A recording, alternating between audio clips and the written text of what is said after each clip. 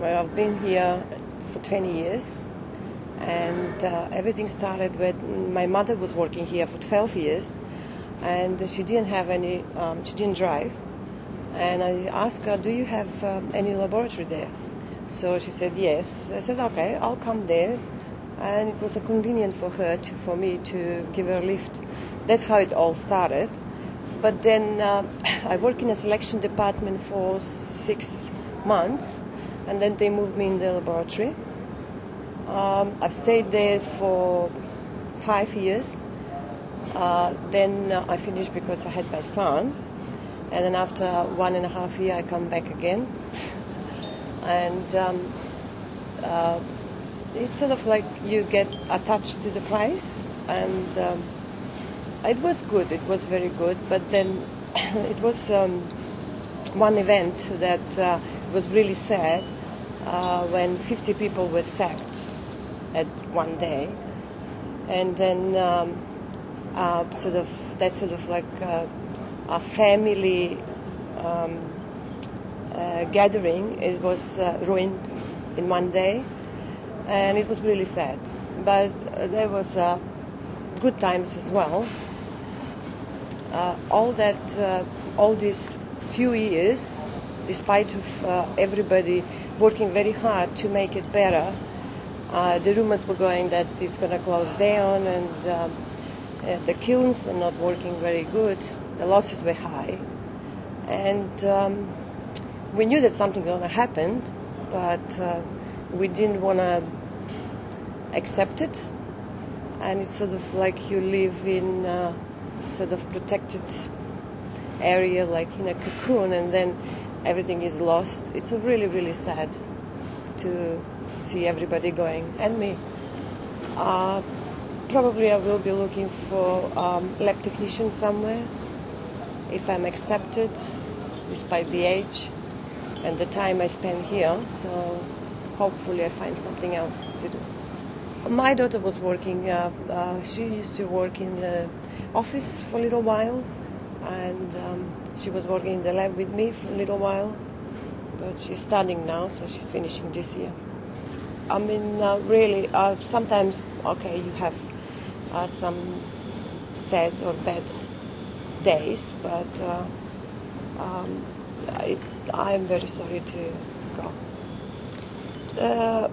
Most of them, we stick together, and we stayed for a long time. Most of us, we never left.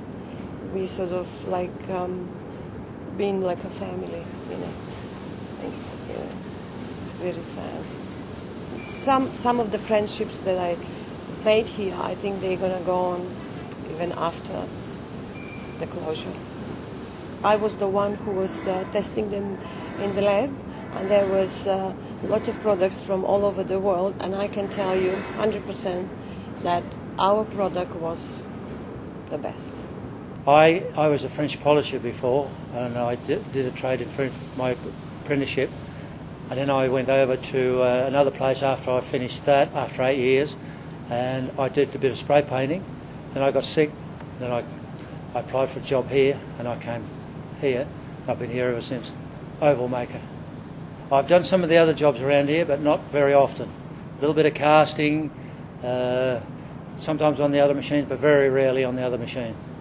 With these, I've only got 132 moulds at the moment. I can do about 140 if I have the moulds, but that's about your limit because they take a long time to do.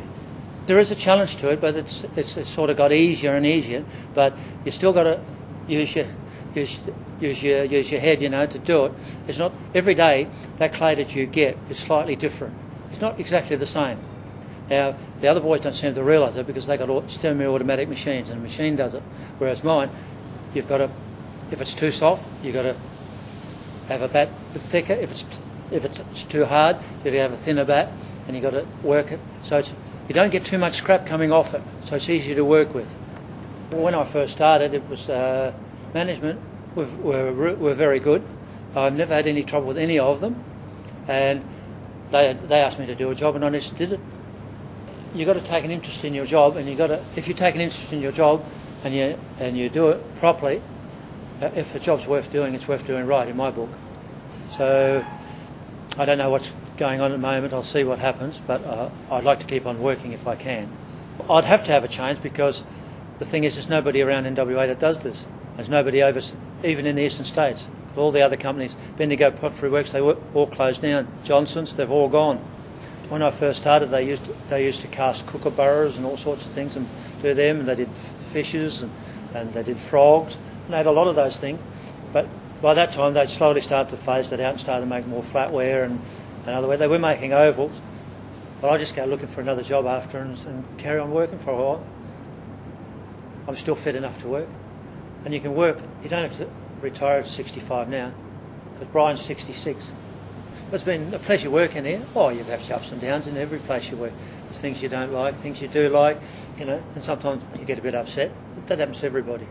But you learn to live with it, and that's it. I'm working here for 17 years. This is my first job in Australia.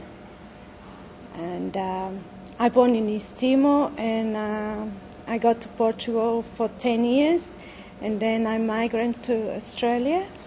I have a friends that they work here, but they're not here anymore. They left long time, yeah.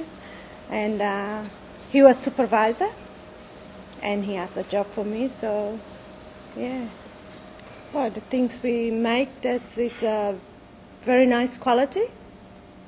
So we can't find anywhere else except in Australian Fine China. So I think all these things in my house, I don't have nothing from outside except Australian Fine China. I think it's the best way we can use every day. So, but now it's gone. We're not going to have that anymore. So I think it's very sad for people, Australian people. Yeah, the friendship here is very good. That's why many people here stay long. And we're here like a family, second house or something. We spend a lot of time in here. Sometimes we stay here for 10 hours every day, yeah.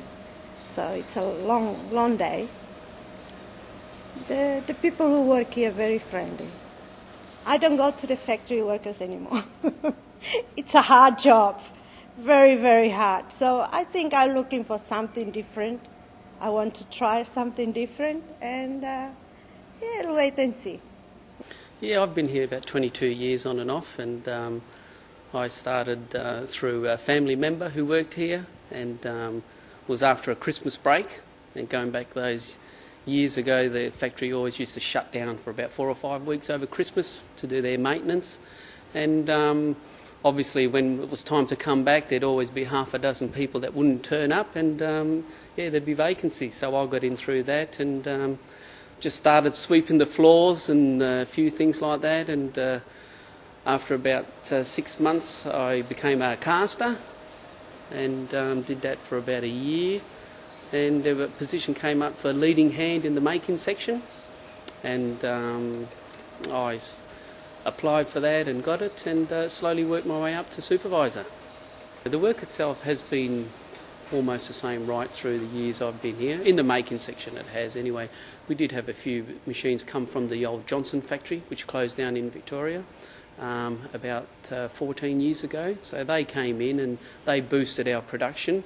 It also allowed us to make bigger ware, which we couldn't do before. So that gave us great scope into what we're producing today. I've literally worked in a production environment all the time I've been here. So you sort of rock up in the morning and there's all your machines start up and you hear the noises and it's ready to go. Get on with it, and that'll come to an end, and it'll be a warehouse where you just sort of walk in with a few people. It'll be very quiet. So it's going to be different for me.